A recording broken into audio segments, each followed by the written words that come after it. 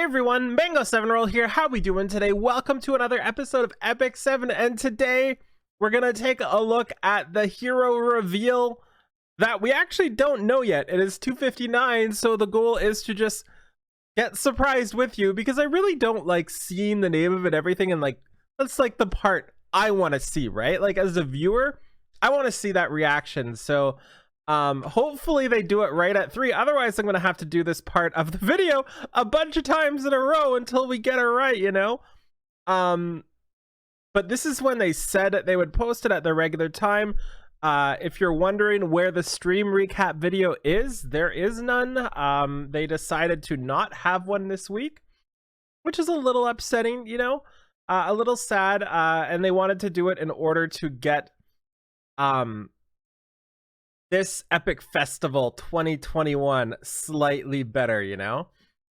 So it is now 3 and there's nothing yet, and I would imagine they have it on a timer, so that's a little sad. I was all excited to get like a reaction here, so we'll try this a couple more times and then I'll just wait till later. And it is Senya. Holy, okay, so let's actually watch this together here. I have not seen it, as always. And let's watch it together. Make sure we're on 3 likes so you can tell I just got in here. You can see my view history here. Long-Legged Larry by Aesop, such an amazing song if you haven't heard it. Load, please. Okay, here we go. I can hear them. Oh god. These vengeful voices. Her voice is insane. I know that voice. I can hear them. These vengeful voices.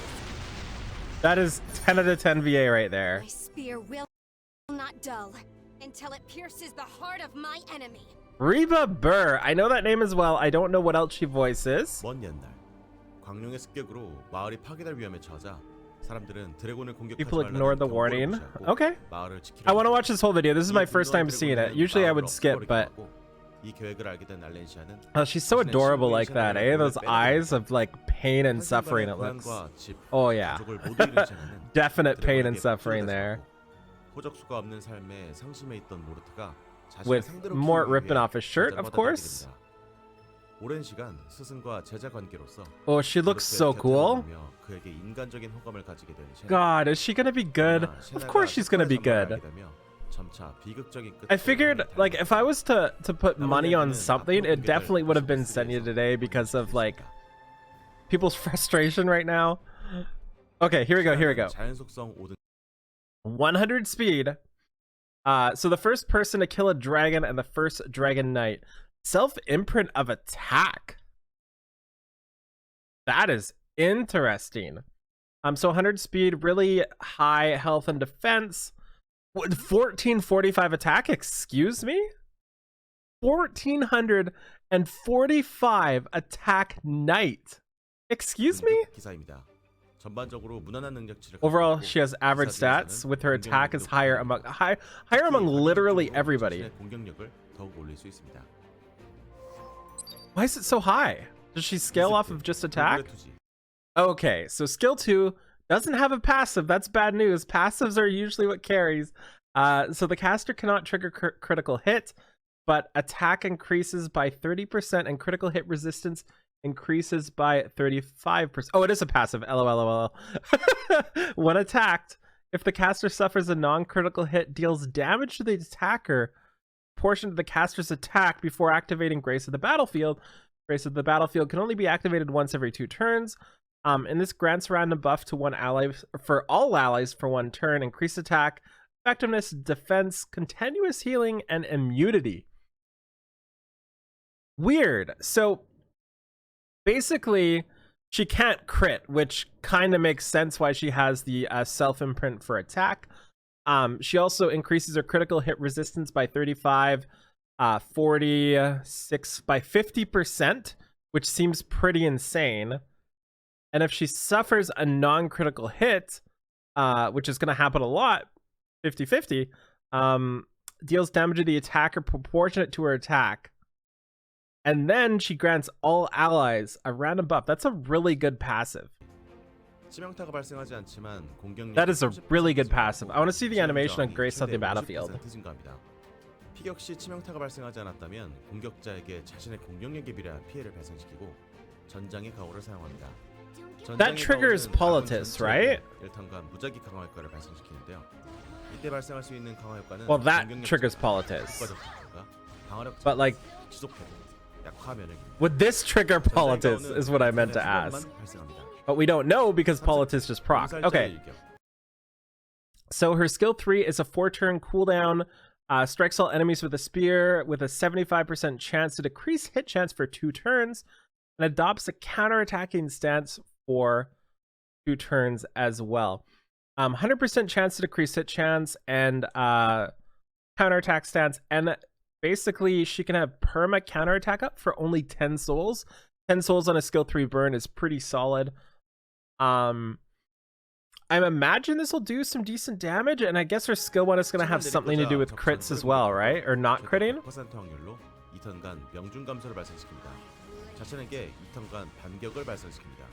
Maybe damage by how much buff she has?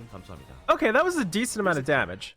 You don't really expect to do a ton when she's not critting. That was a decent amount. So Spear of Vengeance attacks the enemy with a spear with a 65% up to 75% to provoke for 1 turn. Eek.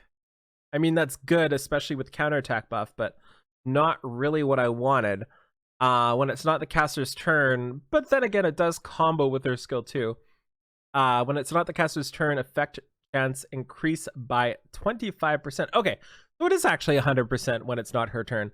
So, pretty good. That seems pretty interesting of a skill set.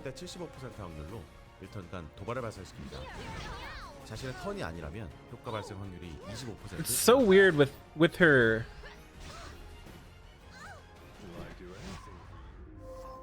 Did it show how much? Oh, her artifact. I forgot about this. After using a beta 6 skill, has a 100% chance to deal additional damage to the target. Additional damage proportionate to the caster's attack. Okay, I was wondering what they were going to do with an artifact for her, because knights have such insane artifacts already. This is going to be really interesting, depending on, again, this is the same thing every single time we have a video like this. Depending on her multipliers, the damage could be pretty nuts, right? Because you'd have the skill 2 that casts the thingy and reflects damage proportionate to her attack, and this, which also does more damage on her skill 1. And this isn't limited by the number of turns you do, or like once a turn. It's also not limited to on your turn. So this works on counterattacks. It works on dual attacks and everything, right? So that seems really, really, really good. Again, assuming it actually does damage.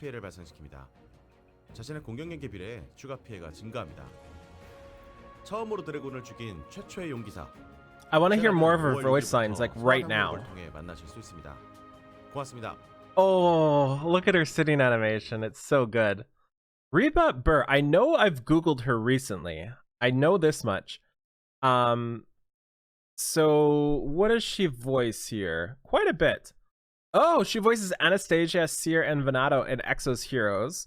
Maybe that's where I knew her name from. One Punch Man, just random voices. Yerma and Brave Exvius, don't know them. Misty and Pokemon Masters, that's pretty cool. What else here? I love looking at this. This is like my favorite thing. Violet Evergarden, Catalea? I don't know. I've not watched that. I should watch that. It looks beautiful. Voices somebody in Wakfu. Oh, voices Automata and Atelier Fyrus, Jill and Farina in Fire Emblem Heroes. So kind of the... Oh, and Tess, so cool, so cool. You should always do this, by the way. You should always look at what people voice, because you'll be pleasantly surprised, you know? It's so cool seeing stuff like this. So let's take a look at her a little bit more. because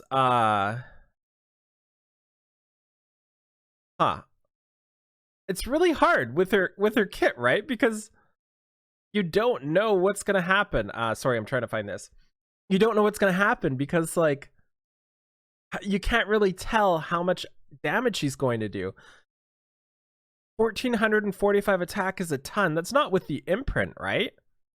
They wouldn't show it with the imprint, which means she must get a ton of it from her awakening, right? And 100 speed, it doesn't really matter. She just needs to get like 1 turn, and then she'll be like set for life, basically, right? With the counterattack buff. Really high, not really high defenses, but high defenses.